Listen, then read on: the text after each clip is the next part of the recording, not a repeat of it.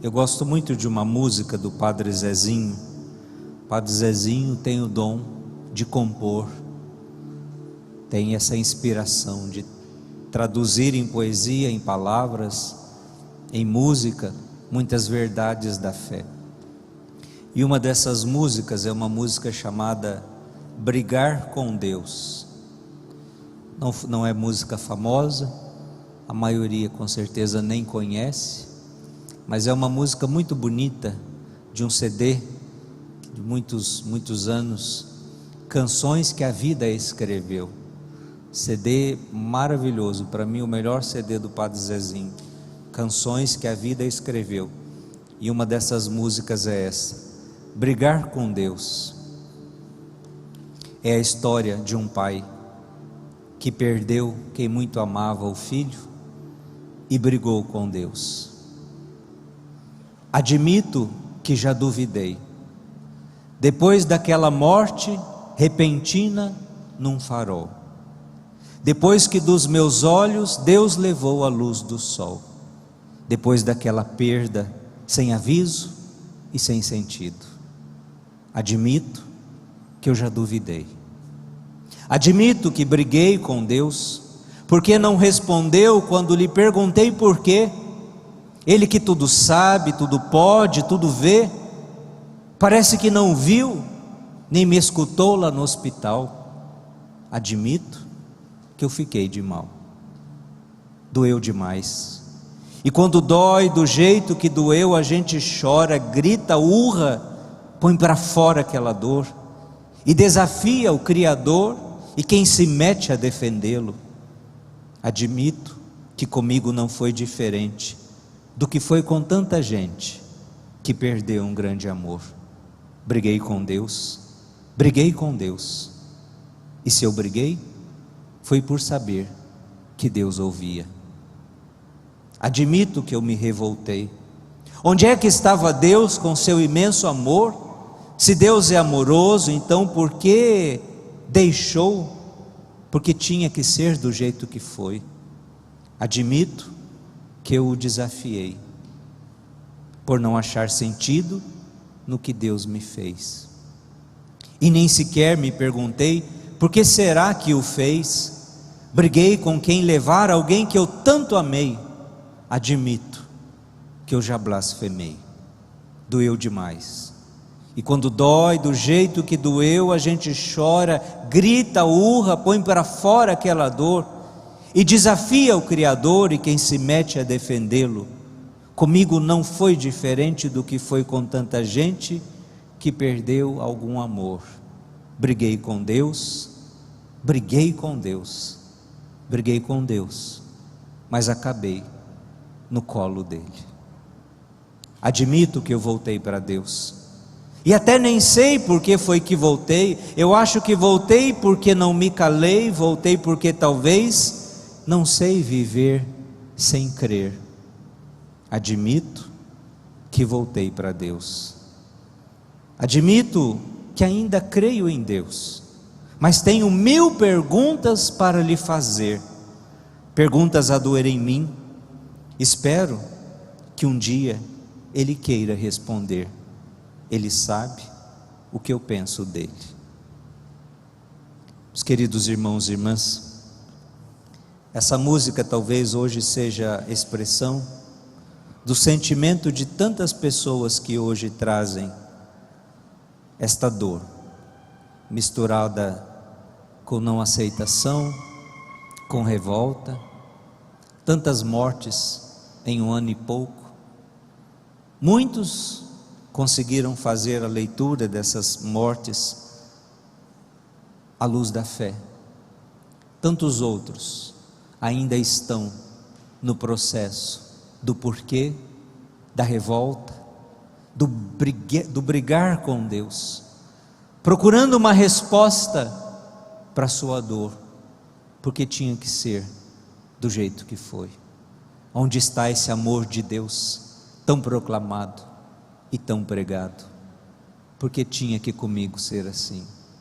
Quantas pessoas nesta pandemia, a gente que evangeliza pelos meios de comunicação, quantas lágrimas, quantos Pessoas a cada dia pedindo oração, está internado, está entubado, está isso, está aquilo. Uma semana depois, 15 dias depois, morreu. Paroquianos, paroquianas, perderam não só familiares, mas famílias que perderam pai e mãe de uma vez só. Esta dor, que como o padre diz, alguns conseguem vivê-la à luz da fé, na penumbra da fé, outros perdem a fé, se revoltam com Deus, brigam com Deus, mas o enredo dessa música nos ajuda a compreender, porque até no momento que eu brigo com Deus, se eu brigo com Deus é porque no fundo eu acredito que Ele existe, porque eu não vou brigar com nada. Na verdade é uma mágoa, é uma revolta de alguém que a gente acha que não fez como deveria ter feito. Mas é nesse processo, mesmo da sua revolta, que você vai amadurecendo o tempo, e mesmo que as perguntas não calem no seu coração, você vai descobrindo que mesmo em meio a tudo isso, dentro de você existe uma fé, dentro de você existe algo que você não sabe explicar, que te leva a acreditar que mesmo assim Ele existe, que mesmo assim no final de tudo vai ter uma luz no fim do túnel, que no final de tudo haverá um propósito e um sentido. E aí você chega à conclusão que mesmo em meio às suas dores, é melhor você continuar seguindo em frente, crendo e esperando, do que permanecer eternamente brigado com Deus, eternamente revoltado com Deus. A segunda leitura nos traz essa realidade da morte. Por que a morte? É a pergunta de milhões de dólares. Por que a morte? A Bíblia nos diz, já lá no livro do Gênesis, por que a morte? Porque o pecado entrou no mundo. Por um homem veio a morte, e nós sabemos quem é esse homem. Quem é esse homem? Achei que vocês não iam saber. Como em Adão todos morrem, a morte não estava no plano de Deus. Adão e Eva, eles são criados à imagem e semelhança de Deus, e eles têm uma condição humana chamada préternatural. Depois de Adão e Eva, assim, Adão e Eva não era igual a gente é depois do pecado original, então a gente já é meio mais feinho, vamos dizer assim, já está deformado pelo pecado original. Mas Adão e Eva, eles estavam à imagem, como diz a imagem e semelhança de Deus. Você não imagina o que devia ser a beleza exterior e interior de Adão e Eva. E o pecado justamente rompe isso e nos leva a uma condição. Em primeiro lugar, o que eles sentiram? Vergonha. Um olhou para o outro e sentiu vergonha. Foram se esconder atrás lá da moita. E aí Deus veio, como sempre fazia, passear à tarde no jardim, para conversar com o homem e a mulher. Amizade. A origem natural do ser humano é a amizade com Deus. E Deus não acha, cadê eles? Adão, onde estás? E aí ele sai, né? Como quem, a mãe que descobre a arte do filho, sai de trás da moita. A gente se escondeu. Por quê? Porque a gente está pelado. Por que será que então vocês têm essa malícia, essa consciência? Vocês comeram, né? Vocês romperam a aliança. Aí a partir disso, nós sabemos, meus irmãos, a morte, o sofrimento, tudo aquilo que Deus, não era o plano de Deus, mas era um risco, porque a liberdade estava posta, o caminho do bem e o caminho do mal. Por isso, sabemos que a origem da morte está no pecado. Mas é aí que vem a boa notícia. Cristo ressuscitou dos mortos, como primícias. O que é primícias? como primeiro, como o que inaugura, como primícia dos que morreram. Ou seja, o que está dizendo esta frase? Ele ressuscitou, ou seja, ele venceu aquilo que Adão, pelo pecado de Adão e Eva, a humanidade teve que para todo sempre trazer isso, a morte. Ele vem, vence a morte, muda essa realidade. Como primeiro, se ele é o primeiro é porque vai ter o segundo, o terceiro, o quarto, o quinto, ou seja, a humanidade tem novamente a oportunidade de que mesmo que a morte exista, ela não seja mais o ponto final. Depois da morte tem algo além, ressurreição, vida eterna. Se como por um homem veio a morte, também por um homem vem a ressurreição da morte, dos mortos. Como em Adão todos morrem, assim em Cristo todos reviverão. E aqui está a maravilha: todos reviverão, meus irmãos, todos reviverão, seja para a felicidade com Deus, seja para a condenação eterna, mas todos reviverão, todos ressuscitarão. Não só os que vão para o céu, todos ressuscitarão. Às vezes fazendo uma comparação, a questão da morte, pense no parto. Quem aqui lembra o dia, você lembra o dia que você nasceu? Nem com regressão, nem com hipnose. O dia que você passou lá, saiu da barriga da sua mãe, a gente não lembra. Mas uma coisa a gente sabe: quando a gente está nascendo, a gente não quer nascer. Não existe um bebê que lá no ventre da mãe está dizendo: graças a Deus, aleluia, deixa eu sair logo, deixa eu pular fora, não vejo a hora de curtir a vida. Não, a gente quer ficar lá, a gente quer ficar lá. Lá tá bom, lá é gostoso, lá é quentinho, lá tem o calor da mamãe, lá tem proteção, aconchego, lá tem comidinha, lá é bom. Você luta quando você está nascendo, porque você não quer sair. E quando você nasce, primeira coisa que você faz, você chora. Você chora. Que criança que nasceu dando risada, dando gargalhada? Não, a gente não queria. A morte é isso. Ninguém quer morrer. Todo mundo quer ir para o céu, mas ninguém quer morrer, ninguém quer passar por esse parto, porque não, aqui está ruim, mas está bom. Está ruim, mas está bom. Eu não sei o que tem lá do outro lado, se é que tem. Nossa fé é muito fraca, meus irmãos. Só que aí o que acontece com o nenê? Depois que ele nasce, que ele começa a conhecer o mundo, ver as coisas, ele nem lembra. Ele nem lembra da barriga da mamãe. E aí ele vai entendendo: nossa, aqui que é o bom, aqui que é vida. E eu querendo ficar lá. O céu vai ser isso. Quando você entrar lá, meu irmão, minha irmã, esquece, isso aqui você esquece. Você não vai querer voltar nunca mais. Porque você vai ver que lá é que é o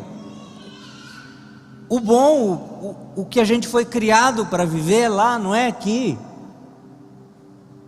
Aqui é uma preparação, é uma antessala, mas é lá. E o grande problema da nossa vida é que a gente se esquece disso. Embora a gente nasce com uma única certeza: um dia a gente vai chegar a nossa hora, um dia a gente vai morrer. Mas a gente não quer aceitar isso, e a gente quer não pensar nisso com todas as nossas forças, e a gente se esquece o motivo pelo qual nós viemos, a existência, a vida. A finalidade da gente viver é a gente se unir a Deus. Essa é a finalidade da nossa existência: amar e se unir a Deus, nosso Criador, nosso Senhor. Aí está a plena felicidade, a total felicidade, o razão, motivo maior da nossa existência: amar e se unir a Deus por toda a eternidade. Já nesta vida pela fé, e depois na eternidade sem a fé, porque nós estaremos vendo Deus face a face. A fé é acreditar naquilo que ainda não se vê. Você estará contemplando e vivendo essa maravilha. Não haverá lágrima, não haverá dor, não haverá sofrimento. As coisas velhas passaram. Não haverá morte, não haverá violência, não haverá tudo isso que o pecado trouxe ao mundo, meus irmãos. Não haverá, não haverá. E aí será a verdadeira vida pela qual nós fomos criados. Mas infelizmente o mundo nos faz perder a nossa finalidade, e aí nós vamos criando outras: ganhar muito dinheiro, ser bem sucedido, ter uma empresa, ter uma profissão, não estou dizendo que essas coisas são erradas. O problema é quando a gente faz dessas coisas o fim último da nossa vida, e aí a gente vive em função disso, somente em função disso, e a gente se esquece de viver na perspectiva do céu, de viver se preparando para a verdadeira vida que haverá depois da nossa morte. Essa é a realidade. Quando nós perdemos a nossa finalidade, nós começamos a buscar nas coisas do mundo um sentido, um propósito, uma solução. Buscai as coisas do alto, nos ensina São Paulo. Buscai as coisas do alto. O último livro do Padre Léo, que depois foi lançado, acho que quando ele estava para morrer, ou na iminência, né? Quando ele, na última pregação dele, na cadeira de rodas, no Rosana Brasil, e quando todo mundo viu aquele homem que ninguém reconheceu, tomado pelo câncer, careca, pele e osso, e ele sorria o tempo todo, e ele dizia: vocês que estão aí vivendo, buscando as coisas desse mundo, vocês deixam de ser bobo, deixa de ser bobo, toma juízo, buscai as coisas do alto. Aquele homem já estava no céu, o coração dele já estava no céu, porque a missão dele, muito maior, ia continuar lá como continua. E é isso que às vezes a gente demora tanto para entender, que não está aqui neste mundo, que não está aqui nesta vida. Portanto, o que eu quero dizer para você hoje, principalmente para você que está vivendo essa dor, a saudade, primeira coisa, diante da perda de alguém que nós muito amamos, a vida para aquela pessoa cessou, a vida biológica, a vida terrena, mas a sua não, a minha não. Tem gente que quer morrer junto, quer continuar morto em vida. Primeiro passo é reencontrar o eixo da nossa existência, porque aquela pessoa não vai voltar mais. Não adianta ficar brigando com Deus, ficar patinando, ficar nos porquês, remoendo a cada dia que você acorda, que você vai dormir. Não, porque com certeza aquela pessoa, onde ela está, o que ela mais deseja é o seu bem, é que você seja feliz, é que você viva bem o seu hoje. Então é preciso reencontrar o eixo da nossa vida. Quais os motivos que eu tenho para hoje continuar vivendo? Essa pessoa, de onde ela está, como ela quer me ver? Prostrado, deprimido, choramingando, remoendo a minha dor, culpando a Deus e o mundo? Ou ela quer me ver bem? Com certeza ela quer a última opção. Então por que muitas vezes a gente insistir nisso, em ficar cultivando esta ferida, que não vai trazer de volta e não vai mudar a situação? E segunda coisa, meus irmãos, sermos gratos a Deus. Porque na verdade nós estamos neste mundo, cada um de nós, e a gente se esquece disso, nós estamos aqui emprestados, nós estamos aqui de empréstimo. Antes de você ser da sua família, você é de Deus. Antes de você ser filho da Francisca, do Pedro, você é filho do Pai Eterno. E Ele concedeu um pai, uma mãe, te confiou a eles, a irmãos, amigos, por um tempo. Ponha isso na sua cabeça. Para uns vai ser mais, para outros vai ser menos, mas nós estamos de empréstimo. Então seja grato por essas pessoas que Deus te emprestou. O tempo está correndo, cada minuto, cada segundo está correndo, o cronômetro trabalha ao nosso desfavor. E quando chegar o momento de devolver, a gente também tem que saber agradecer. Obrigado. Obrigado por este presente. Obrigado por esta pessoa que o Senhor me deu, por esse tempo. Obrigado pelo que ela me ensinou, pelo que ela deixou, por aquilo que ela semeou. Gratidão. Na certeza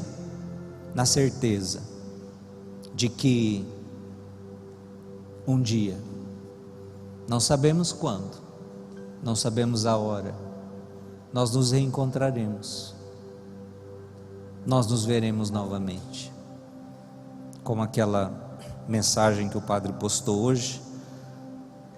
Haverá uma estação final, que um dia nós vamos desembarcar, e aqueles que foram antes de nós, nas estações anteriores a nós, estarão lá, de braços abertos, com alegria, para nos acolher, nos abraçar. E aí, meus irmãos, é a alegria que não se acaba. Vivamos bem, vivamos o nosso hoje, com gratidão, orientando a nossa vida para o céu, para Deus, para as coisas do alto. Olá, que bom que você assistiu até aqui, espero que tenha gostado desse vídeo. Curta, compartilhe com seus amigos, isso faz com que o vídeo chegue para mais pessoas. Que Deus abençoe você.